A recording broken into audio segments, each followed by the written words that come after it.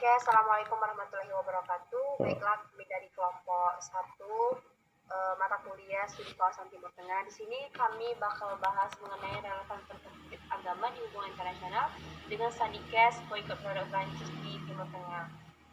Sebelumnya kami akan memperkenalkan diri dulu. Saya Santia Agusti, Hubungan Internasional 2018, dan lanjut teman-teman saya. Muhammad Aji, HI 18. Ahmad Salfarici, HI 18. Baiklah, sebelum kita langsung ke membahas permasalahannya lebih detail dan lebih dalam, kita bakal jelasin dulu nih, kenapa sih kita pengen bahas ini?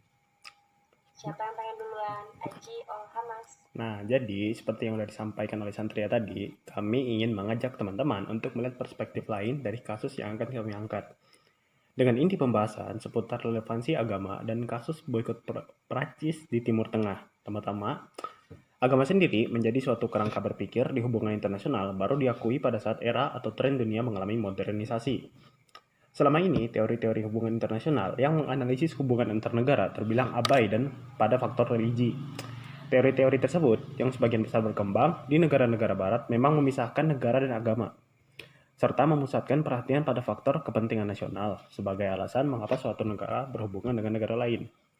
Istilah yang sering digunakan adalah sekularisasi atau mengurangi pengaruh organisasi keagamaan pada sistem politik. Pemisahan itu bukan tanpa sebab, karena jauh sebelum sistem demokrasi berjalan seperti yang kita pahami saat ini, peran agama sebagai suatu institusi keagamaan sangat berpengaruh dalam mempengaruhi kebijakan negara. Misalnya, seperti yang kita temui di Inggris, Belanda, dan beberapa negara di Eropa lainnya. Sebagai contoh, seperti karyanya Thomas Hobbes, yakni Leviathan, yang mengisahkan bagaimana agama dan negara itu saling mengintervensi dan tidak bisa berjalan beriringan. Selanjutnya akan diteruskan oleh Mengapa pada hari ini kita perlu bicara tentang keterkaitan antara politik internasional dan agama? Yaitu pandangan liberal pernah berasumsi agama akan semakin berkurang perannya dalam politik ketika masyarakat menjadi semakin rasional.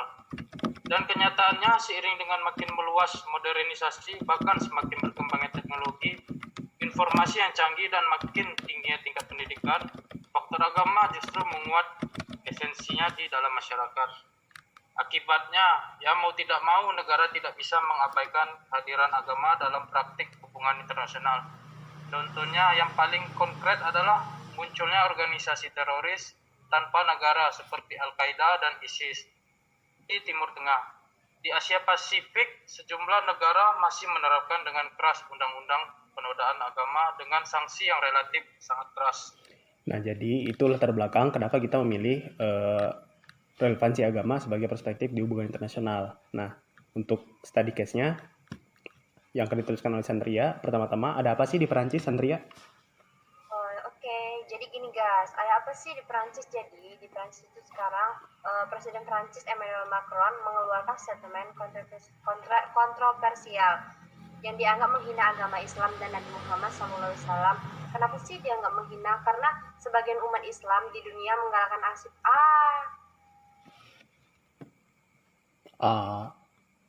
3 menit loh, lumayan. Seperti yang dijelaskan oleh Hamas, bahwasanya agama itu masih relevan sebagai perspektif internasional sebab banyak peristiwa maupun kejadian yang justru bisa dijelaskan oleh agama, ataupun agamalah yang menjadi alasan mengapa hal itu dapat terjadi. Contoh, teroris. Seperti bagaimana latar belakangnya, ideologinya apa, peran perspektif agama di sini hanya sebatas kerangka berpikir dalam melihat suatu fenomena. Nah, selanjutnya ada apa sih di Perancis, Santria? Jadi ada apa sih di Prancis? Jadi Presiden Prancis Emmanuel Macron itu mengeluarkan statement yang dianggap kontroversial. Kenapa sih dianggap kontroversial? Karena sesuatu yang dikeluarkan itu dianggap menghina agama Islam dan Nabi Muhammad. Sebagian umat Islam di dunia menggalakkan aksi protes serta memboikot produk-produk Prancis.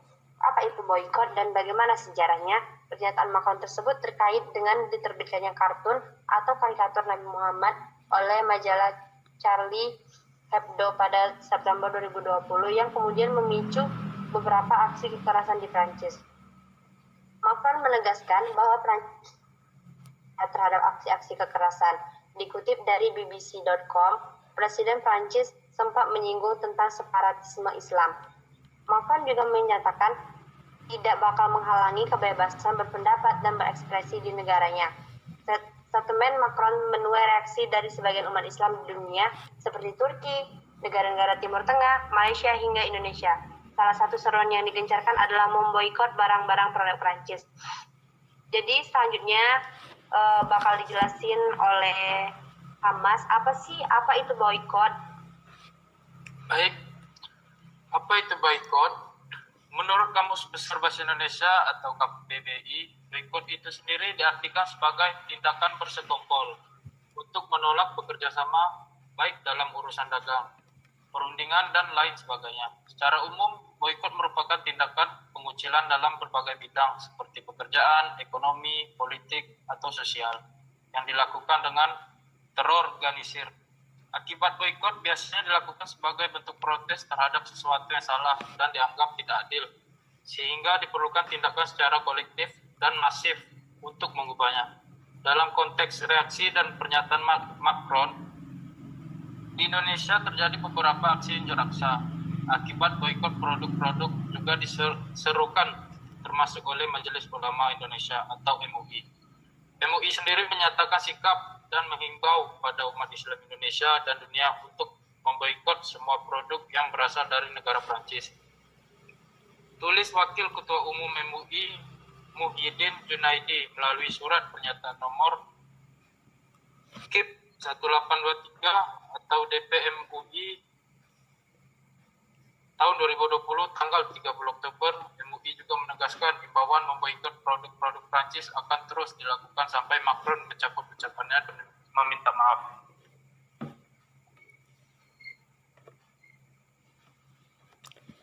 Selanjutnya, setelah apa itu boikot, mungkin selanjutnya sejarah boikot yang akan disampaikan Saudara Haji. Jadi, sejarah boikot. Pemboikotan pertama kali terjadi tahun 1880 di Irlandia. Dilansir oleh Britannica, istilah boikot muncul ketika Charles Stewart Parnell menggalakkan pengucilan terhadap manajer properti Inggris bernama Charles Cunningham Boycott. Pada perkembangannya, gerakan boikot biasa digunakan oleh kaum buruh untuk menuntut kenaikan upah atau perbaikan kondisi kerja. Selama perjuangan hak-hak sipil yang terjadi di Amerika Serikat pada era 1950-an hingga 1960-an. Boikot digunakan sebagai alat perlawanan sosial dan politik. Perusahaan-perusahaan dengan kebijakan yang berpotensi mendiskriminalisasi kulit hitam. Misalnya, diboikot agar mengalami kerugian sehingga mau mengubah kebijakannya. Aksi boikot juga dapat digunakan sebagai penolakan terhadap keputusan yang diambil dalam sebuah pertemuan, serta perilaku politik negara lain yang bertentangan. Suatu negara dapat memboikot sebuah konferensi sebagai upaya penolakan terhadap kebijakan yang diambil karena bertentangan dengan nilai-nilai yang dianut negara tersebut. Nah, dari sejarah boikot dan apa itu boikot, kita dapat melihat bagaimana keputusan yang diambil oleh Macron sebagai kepala negara itu memiliki landasan yang kuat. Sebab statement yang dia lontarkan meskipun dituding mendiskriminasi, namun urgensitas kebebasan Nah, dari sejarah dan apa itu boikot, kita dapat melihat bagaimana keputusan yang diambil oleh Macron sebagai kepala negara itu memiliki landasan yang kuat. Sebab statement yang dia lontarkan, meskipun dituding mendiskriminasi, namun urgensitas kebebasan berekspresi yang dia bawa oleh Macron juga berhak untuk disuarakan. Oleh sebab itu, seberapa luas sih boikot terhadap produk Prancis, Santria? Jadi beberapa supermarket telah dilucuti dari produk Prancis di Yordania, Qatar, dan Kuwait pada Minggu. Misalnya, produk perawatan rambut dan kecantikan lainnya buatan Prancis sudah tidak dipajang lagi di rak toko. Di Kuwait, Serikat pengecer besar telah memerintahkan pemboikotan barang-barang Prancis. Serikat Masyarakat Koperasi Konsumen Non-Pemerintah mengatakan telah mengeluarkan arahan sebagai tanggapan atas penghinaan berulang terhadap Nabi Muhammad. Dalam sebuah pernyataan, Kementerian Luar Negeri Prancis mengakui tindakan tersebut dengan menulis, seruan untuk boikot ini tidak berdasar dan harus segera dihentikan secara semua serangan terhadap negara kita yang didorong oleh minoritas radikal. Terus untuk secara online, seruan untuk boikot serupa di negara-negara Arab lainnya seperti di Arab Saudi telah beredar. Tagar yang menyerukan boikot jaringan supermarket Prancis Carrefour adalah topik yang paling trending kedua di Arab Saudi, ekonomi terbesar di dunia Arab.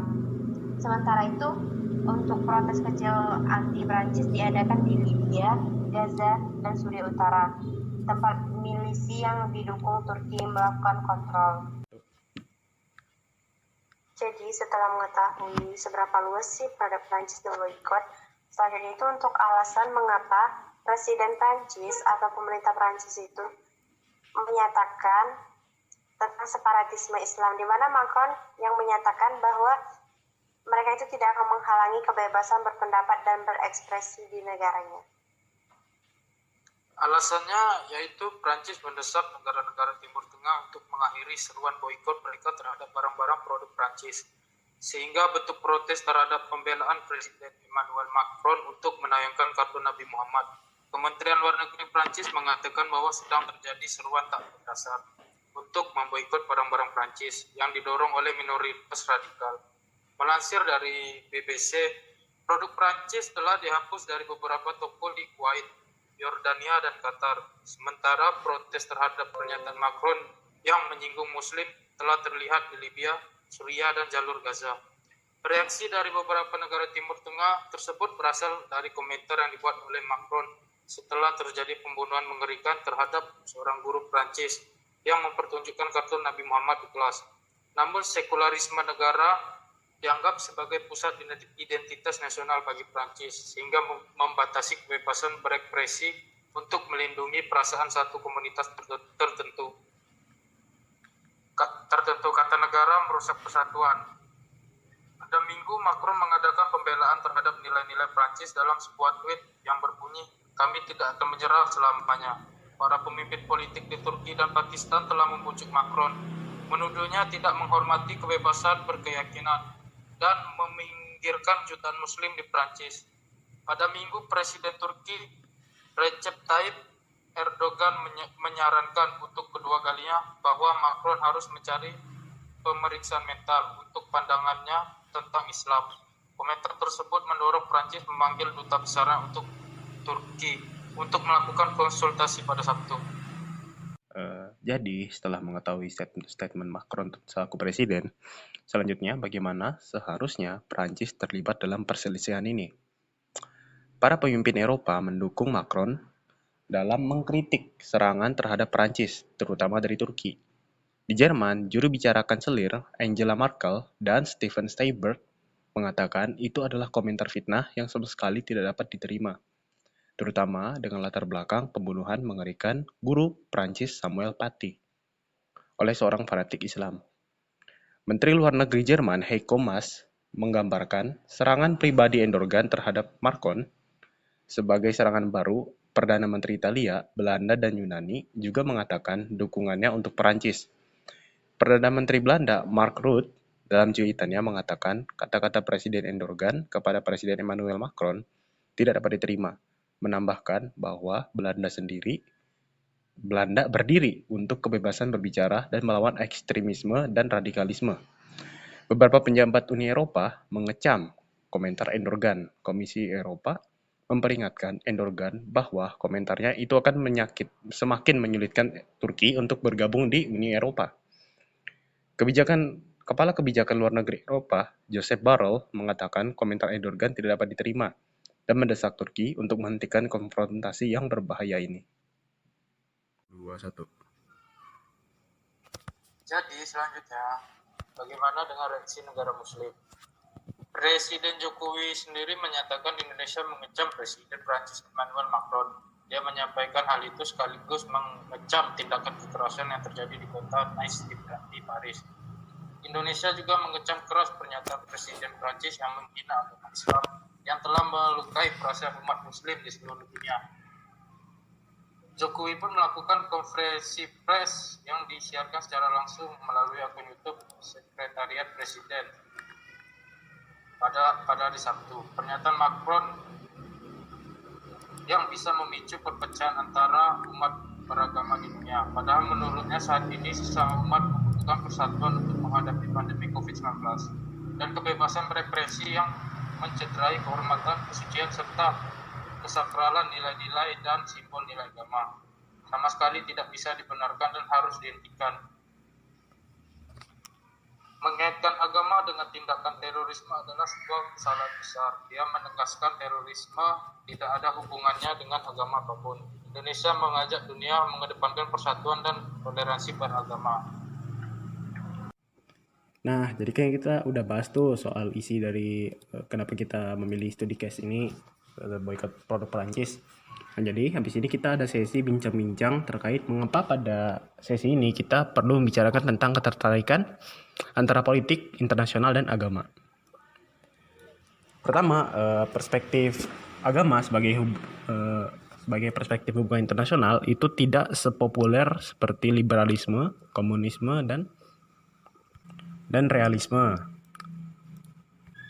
Untuk agama sendiri, sebagai suatu kerangka berpikir di hubungan internasional, baru diakui pada saat era atau tren dunia mengalami modernisasi. Karena selama ini teori-teori hubungan internasional yang menganalisis hubungan antar negara terbilang abai dalam faktor religi. Alasannya adalah karena banyak kondisi di mana agama dan politik itu sejajar, tapi kebijakan negaranya itu nggak works gitu loh. Misalnya, pada eranya Thomas Hobbes, melalui bukunya Leviathan, yang mengisahkan bagaimana agama dan negara itu saling mengintervensi gitu loh. Yang ditandai dengan banyaknya kebijakan negara yang dilandasi oleh agama tapi tidak manusiawi gitu.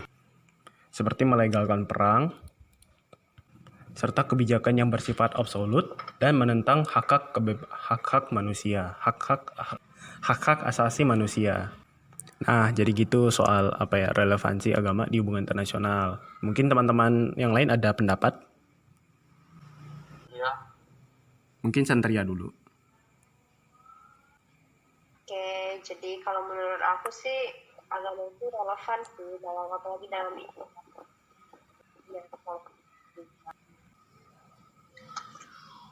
Kalau menurut aku sih agama itu relevan.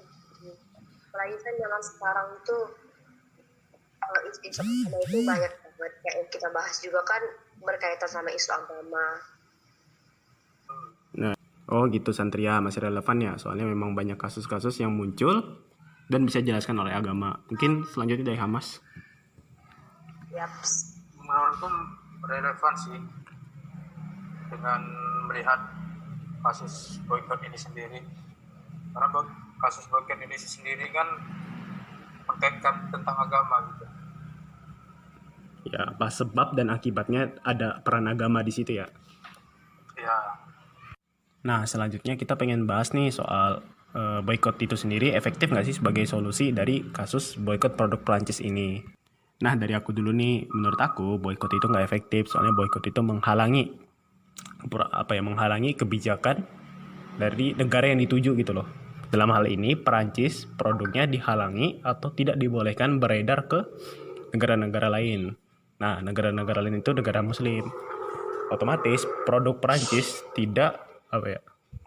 yang berarti produk Perancis tidak dapat diperjualbelikan di negara-negara yang memboikot produk Perancis tersebut.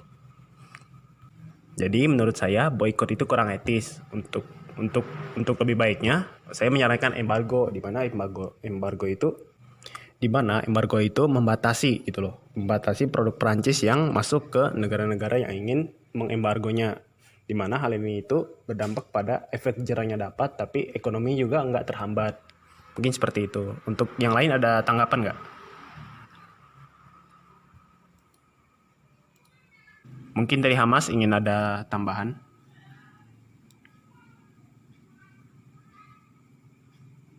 Boykot ini tidak efektif ya.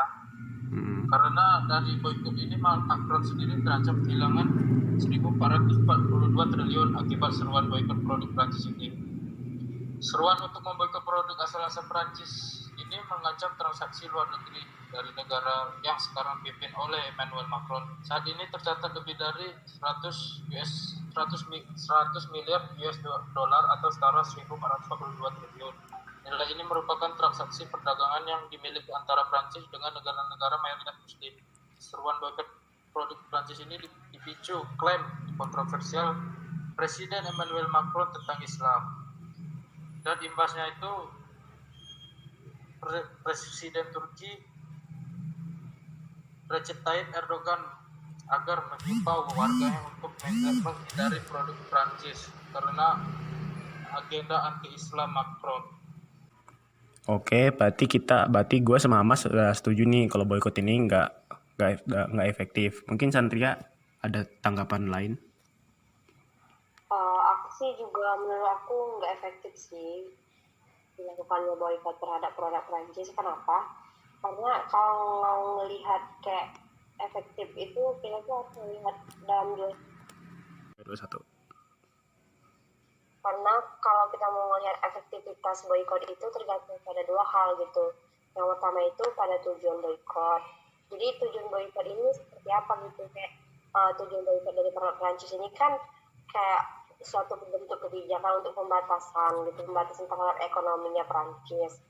Terus yang kedua itu efektivitas itu bisa dilihat dari kira-kira kayak untuk hukuman gitu pada negara Prancis, terutama kepada si Macron kan. Dilihat dari sini sampai sekarang tuh kayak hukuman boykot ini tidak menimbulkan efek jera gitu kepada si Macron ini, menurut aku. Oh, seperti itu. Berarti kita sama-sama sepakat kalau misalnya boykot ini tidak memberikan efek jera, yang ada justru memberikan pertumbuhan ekonomi yang tidak stabil gitu ya. Nah, berbicara soal reaksi ini, kan berarti jelas ada dampak tersendiri dari boykot bagi Timur Tengah. Nah, pertama yang jelas terdampak adalah ekonomi, di mana ekonomi yang bergantung pada produk Perancis, engagement-nya itu berkurang. Yang berarti supply dan demand-nya itu benar-benar dibatasin gitu loh. Nah, selain ekonomi, menurut aku ada efek trust gitu loh. Maksudnya kepercayaan dari Perancis ke negara-negara yang mayoritasnya Muslim. Karena menurut aku, Perancis juga akan menaikkan sekuritisasinya, soalnya isu yang diangkat juga itu sangat sensitif dengan kebudayaan Timur Tengah. Dalam hal ini, agama. Kemudian saham Perancis di Timur Tengah juga seharusnya akan anjlok. Terkait memang banyaknya tagar, hashtag, atau apapun di media sosial terkait boykot produk Perancis yang dinaikkan secara massal. Selanjutnya adalah mulai dilirik kembali sekularisasi sebagai kebijakan sebuah negara dalam hubungan internasional, yang mana menurut saya hal ini mendukung atau menciptakan batasan berekspresi yang diangkat oleh Perancis karena bertabrakan dengan norma yang mayoritas negara Muslim akui. Yang ngomong. Jadi kalau menurut aku, dampak boykot produk Prancis ini dampaknya itu lebih besar kepada Prancis. Terlebih kalau si presidennya si Macron itu nggak mau nyelesain gitu, nggak mau minta maaf atas apa yang telah dia lakukan, itu tuh pasti bakal ngerepotin ekonomi. Tapi ya gimana ya, orang itu pasti susah buat minta maaf. Gimana guys? Betul.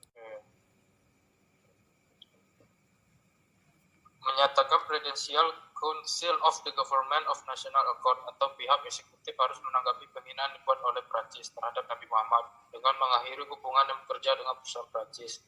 Mereka mendesak otoritas kehakiman untuk memberikan putusan akhir tentang banding HCS terhadap perusahaan minyak Prancis total. Oh, seperti itu, Hamas. Ya udah, kalau gitu ada tanggapan nggak, Santria?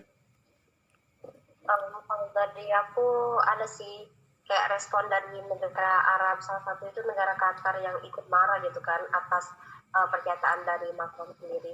Dimana kalau respon dari Qatar bahwa perusahaan Wajibah Dairy mengumumkan boykot produk Prancis dan berjanji untuk memberikan alternatif untuk produk-produk tersebut.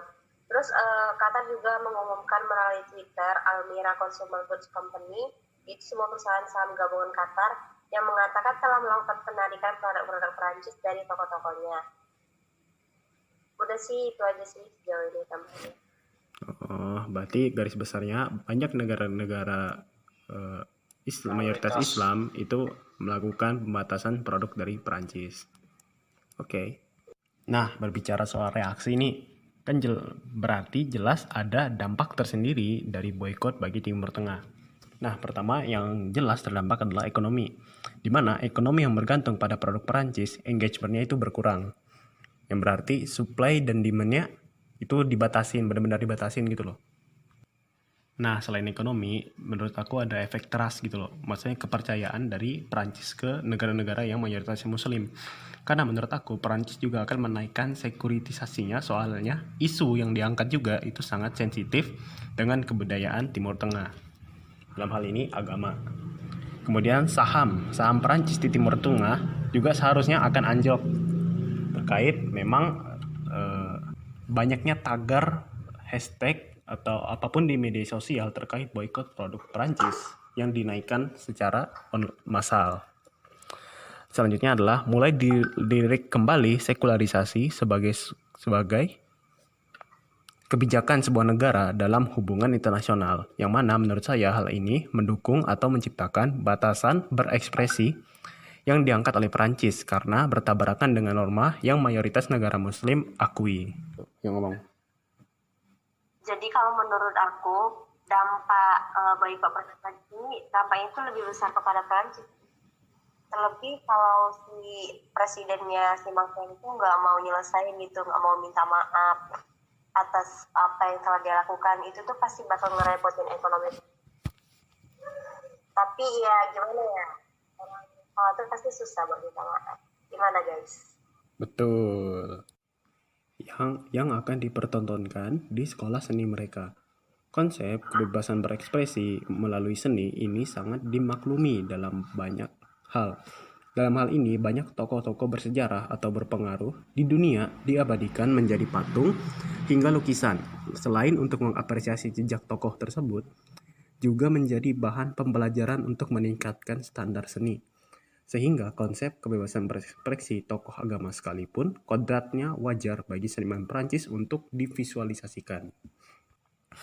Nah, dari konsep kebebasan berekspresinya Macron ini, kalian ada tanggapan nggak soal itu? Kalau menurut aku sih, aku setuju sih sama Macron, kebebasan berekspresi boleh. Tapi yang dilakukan Macron itu aku nggak setuju, itu salah. Karena itu udah kayak melanggar Islam banget, dimana seperti yang kita ketahui kan sebagai umat muslim kita tuh nggak pernah namanya yang melihat mukanya. Selanjutnya aku pengen ngangkat teori dari Huntington nih.